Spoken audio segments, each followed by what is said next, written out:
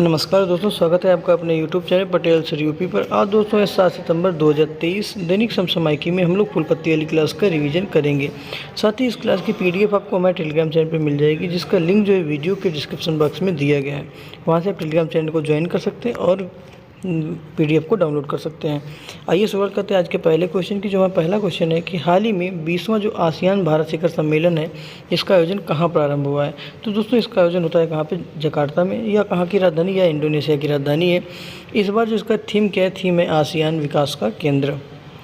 आते हैं अगले पॉइंट पे। जो हमारा अगला पॉइंट है कि आसियान का जो 43वां शिखर सम्मेलन है, ये कहाँ पे हुआ है, ये भी हुआ कहाँ पे, जकार्ता में। अगला पॉइंट है ईस्ट एशिया समिट का 18वां जो सम्मेलन हुआ है वो कहाँ पे हुआ है। तो दोस्तों वो होता है कहाँ पे, जकार्ता में।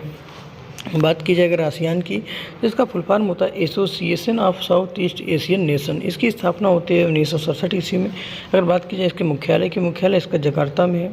इसमें अगर सदस्य देशों की बात की जाए तो 11 सदस्य देश हैं। जो नवीनतम सदस्य देश है उसका नाम क्या है, उसका नाम है तिमोर लेस्ते। आते हैं अगले पॉइंट पर। जो हमारा अगला पॉइंट है कि ईस्ट एशिया जो समिट हुई थी, ये इसका पहला सम्मेलन कब होता है। तो दोस्तों इसका पहला सम्मेलन होता है 2005 में। इसमें अगर सदस्य देशों की बात की जाए तो 18 सदस्य देश हैं, जिसमें 10 देश जो हैं आसियान के हैं और 8 अन्य देश हैं। 8 अन्य देशों में भारत है, USA है, रूस है, चीन, जापान, ऑस्ट्रेलिया, न्यूजीलैंड तथा साउथ कोरिया शामिल हैं। आते हैं इस क्वेश्चन के ललन टॉप पे। जो हमारा पहला पॉइंट है G20 2023। तो G20 2023 का जो आयोजन करता है वो है भारत। इसकी थीम की अगर बात की जाए तो वन अर्थ, वन फैमिली और वन फ्यूचर इसकी थीम है। अगला पॉइंट G7 2023। इसका होस्ट कंट्री जो है जापान है। इसमें टोटल 7 देश शामिल हैं। अगला पॉइंट हमारा SCO 2023। SCO 2023 की अध्यक्षता भारत करता है। SCO का जो मुख्यालय वो बीजिंग में है। इसमें दोस्तों जो नवीनतम देश है वो कौन है, वो ईरान है। कौन से नंबर क्रम का है, वो है 9वें नंबर का। अगला पॉइंट हमारा है क्वाड 2023। तो क्वाड 2023 का आयोजन होता है जापान में। भारत, जापान, ऑस्ट्रेलिया और USA जो है इसमें शामिल हैं। क्वाड देशों का जो है एक युद्ध अभ्यास होता है, जिसका क्या नाम है, इसका नाम है मालाबार युद्धाभ्यास। इसका जो मालाबार का पहली बार जो आयोजन 2023 में कौन से देश ने किया था, तो वो दोस्तों देश है कौन, ऑस्ट्रेलिया, जिसने पहली बार क्वाड सम्मेलन में मालाबार युद्धाभ्यास में भाग लिया था। आते हैं आज के अगले क्वेश्चन पे। जो हमारा अगला क्वेश्चन है G20 अध्यक्षता के तहत roots and roots past, present and continuous प्रदर्शनी का जो आयोजन होगा वो कहाँ पे होगा। जिसका आयोजन होगा राष्ट्रीय आधुनिक कला संग्रहालय, कहाँ पे, नई दिल्ली में। अगर बात की जाए G20 की, तो G20 की स्थापना होती है सन 1999 में। इसमें 19 देश हैं तथा एक संघ जो है कौन सा, यूरोपीय यूनियन, जिसका मुख्यालय ब्रुसेल्स में है। यूरोपीय यूनियन में कितने सदस्य देश हैं, वो हैं 27। अगर बात की जाए G20 2022 की अध्यक्षता किसने की थी, वो की थी इंडोनेशिया ने। ये जो कि कौन से क्रम की थी, वो क्रम था 17वां। अगला है कि 2023 में G20 की अध्यक्षता किसने की, वो की किसने, ब्राज़ील ने। अगला पॉइंट है 2024 में इसकी अध्यक्षता कौन करेगा। अगली अध्यक्षता जो करेगा वो करेगा ब्राज़ील। कौन से क्रम की होगी, ये होगी 19वें नंबर की। आते हैं अगले पॉइंट पे। जो हमारा अगला पॉइंट है कि G20 के मेंबर जो हैं उसमें उनके प्रमुख कौन हैं।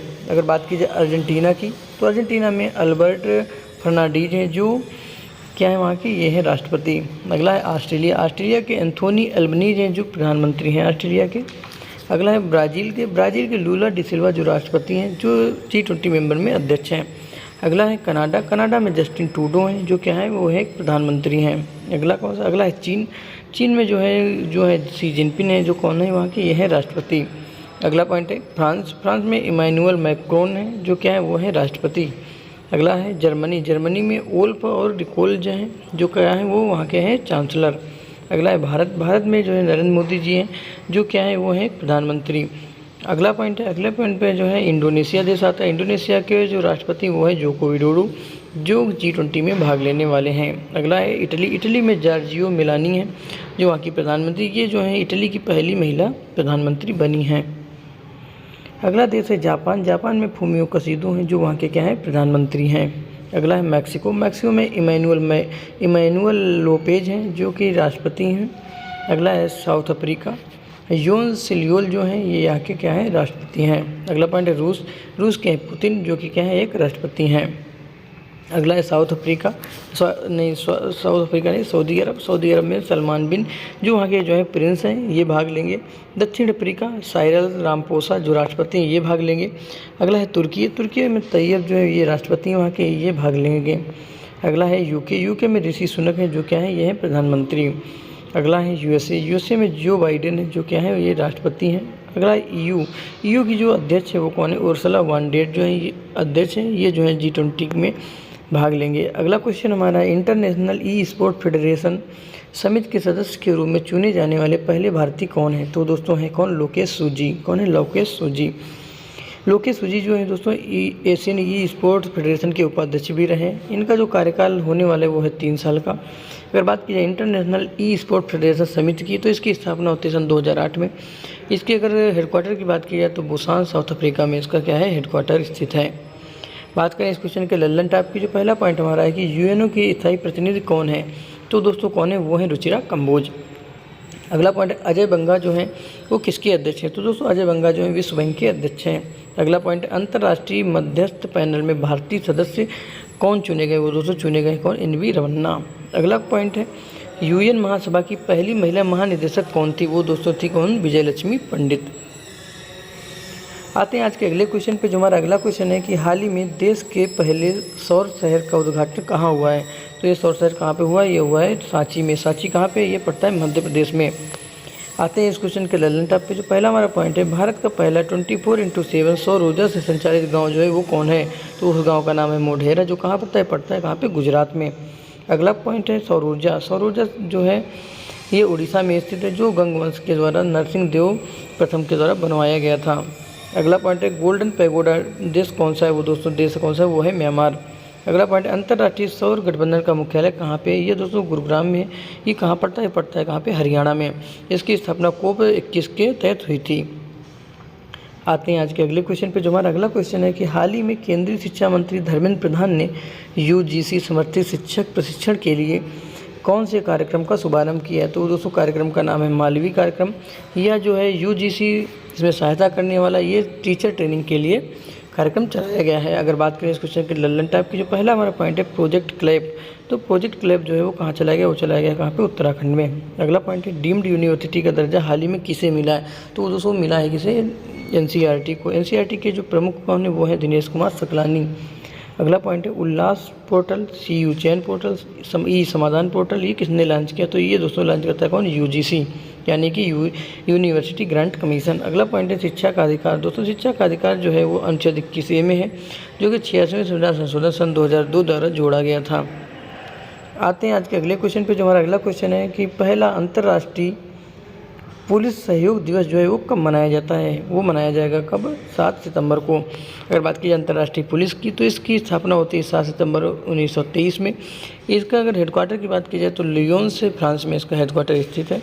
इसकी 19 नंबर की जो बैठक थी वो कहाँ पे हुई थी, वो दोस्तों होस्ट हुई थी कहाँ पे, दिल्ली में। अगर बात की जाए 1949 में, 1949 की बैठक में भारत जो है इसका होस्ट रहा था। वर्तमान में इंटरपोल के जो है 195 सदस्य देश हैं। अगर बात की जाए इस क्वेश्चन के लल्लन टाइप की, जो हमारा पहला पॉइंट है कि पोषण जो सप्ताह है वो कब मनाया जाता है, वो दोस्तों मनाया जाता है सितंबर में, जो कि किस क्रम का है, वो दोस्तों 6वें नंबर का है। अगला पॉइंट है राष्ट्रीय शिक्षक दिवस जो है वो कब मनाया जाता है, तो वो दोस्तों मनाया जाता है 5 सितंबर 1962 को।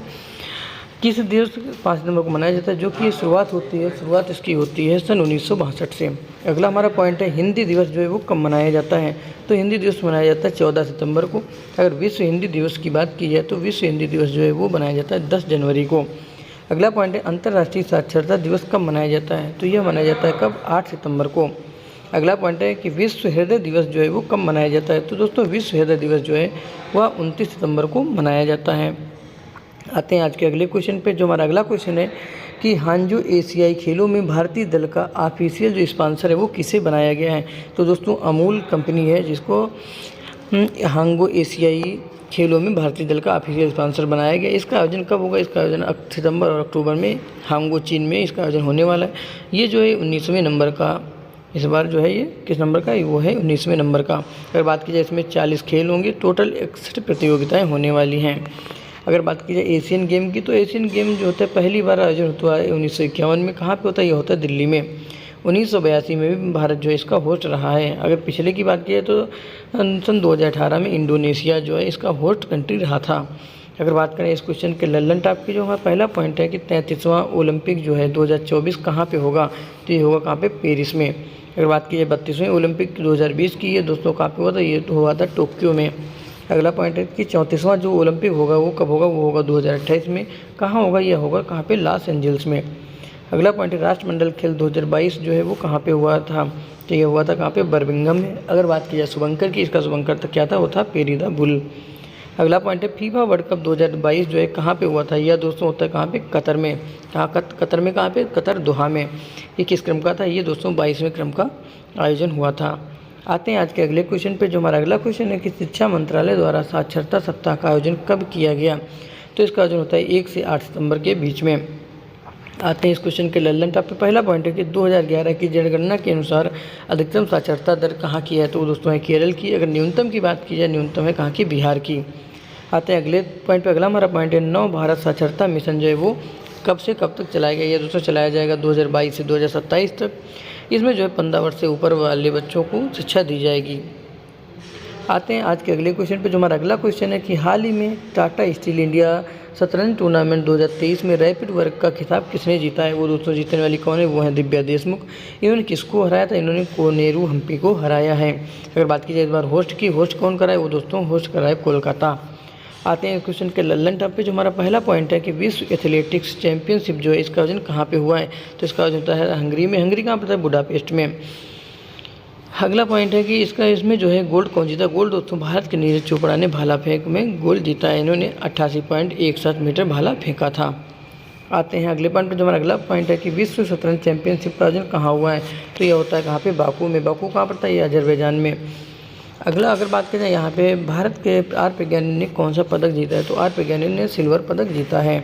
अगला पॉइंट है विश्व बैडमिंटन चैंपियनशिप का आयोजन कहाँ पे हुआ है, तो इसका आयोजन था कहाँ पे, कोपेनहेगन में। अगर बात की जाए ब्रॉन्ज की, ब्रॉन्ज मेडल जो है भारत की एच प्रणय ने ब्रॉन्ज मेडल जीता है। अगला पॉइंट है विश्व महिला बॉक्सिंग चैंपियनशिप जो है इसका आयोजन कहाँ पे हुआ है, इसका आयोजन होता है भारत में। भारत में 4 गोल्ड जीतता है। आते हैं आज के अगले क्वेश्चन पे, जो हमारा अगला क्वेश्चन है कि हाल ही में विकलांग बच्चों के लिए सबल योजना किसने प्रारंभ की, तो दोस्तों प्रारंभ की किसने, हिमाचल प्रदेश में। अगला पॉइंट है कि इस क्वेश्चन के लल्लन टॉप की अगर बात की जाए, तो पहला हमारा जो पॉइंट है कि प्रणाम योजना किससे संबंधित, दोस्तों भूमि प्रदूषण को रोकने के लिए या भूमि प्रदूषण कम करने के लिए ये प्रणाम योजना चलाई गई है। अगला पॉइंट है विश्वकर्मा योजना। यह योजना 17 सितंबर 2023 से लॉन्च होगी। किस लिए, यह शिल्पकारों के लिए योजना चलाई गई है। अगला पॉइंट है मिष्टी योजना। मिष्टी योजना का संबंध जो है मैंग्रोव वनस्पति के संरक्षण से है। अगला पॉइंट है महिला सम्मान बचत प्रमाण पत्र। इसमें दोस्तों महिलाओं को 2 लाख रुपए की धनराशि को ऋण में के रूप में दिया जाएगा, जिसपे जो ब्याज दर होगी वो 7.5% होगी। तो दोस्तों आज के लिए इतना ही, फिर मिलेंगे कल इसी क्लास के साथ। तब तक के लिए दोस्तों बहुत बहुत धन्यवाद। आपको क्लास कैसी लगी बताइएगा। आज दोस्तों क्लास में थोड़ी इको आ रही होगी या आपको बाहरी आवाज़ सुनाई दे रही होगी, तो आज दोस्तों हम बाहर हैं, इस वजह से आपको ये आवाज़ सुनाई दे रही होगी। तो आज के लिए इतना ही, बहुत बहुत धन्यवाद।